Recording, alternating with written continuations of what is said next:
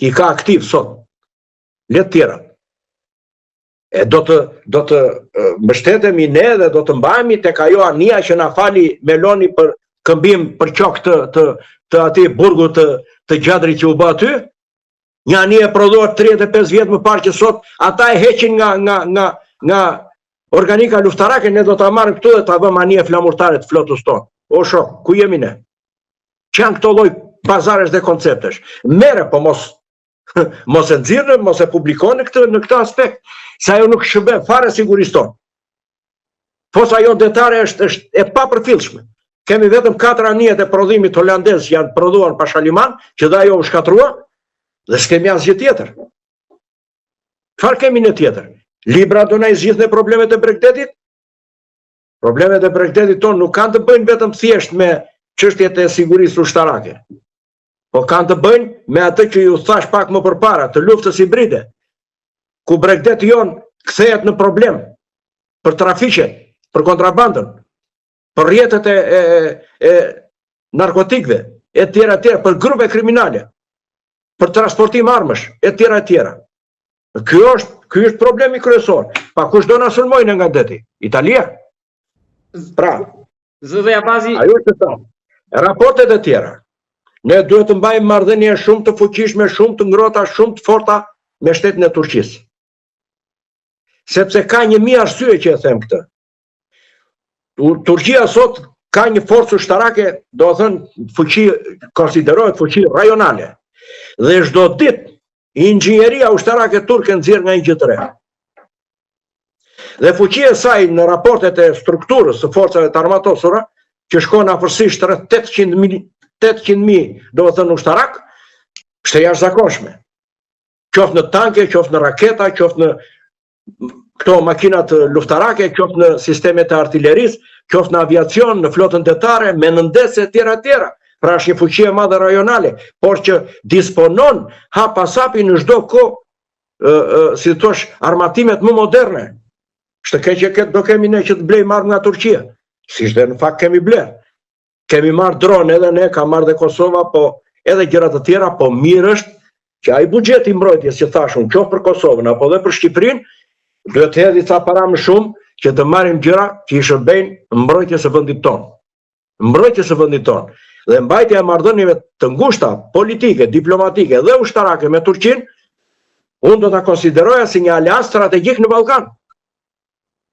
Nuk po them se të parën ta thash, po këtu në Ballkan do ta konsideroja një aleancë strategjik. Aleancë të tjerë strategjik ne nuk kemi.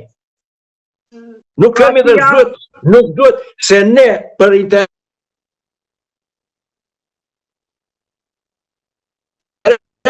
utilitare të pushteteve të politika dojmë strategjik ojmë shtete. Jo zotëriu. Nuk është kështu. Janë gjëra të përcaktuara dhe këto përcaktohen në dokumentin e strategjisë sigurisë kombëtare. Pra, u solla disa shembuj konkret për të kuptuar në fundit që tek politika shqiptare mungon vullneti politik për t'i parë çështjet e sigurisë me një sy më konkret.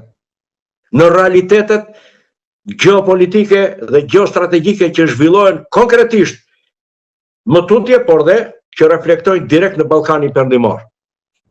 Dhe kjo është detyra jonë. Çdo udhëheqje e mirë e një shteti duhet të mendoj për mbrojtjen e tokës, të pasurisë dhe të jetës atij populli që jeton aty. Nuk mundet kurse si të votojnë qeverisje që nuk janë qeverisje të mira. Sepse kjo do të thotë që ajo lufta hibride një ditë të tërëzojnë tokë. Dhe këtu unë kam me specialistët ushtarak. Ata duhet janë të mirë, janë të kualifikuar, unë kam plot miq mes tyre, që janë dhe me gradat general, janë të nivelit do më thënë bashkohor, por ndaj politikës duhet jenë dhe më shumë do më thënë në reflektues, me më shumë kërkesa, me më shumë ambicie, me argumente shkencore.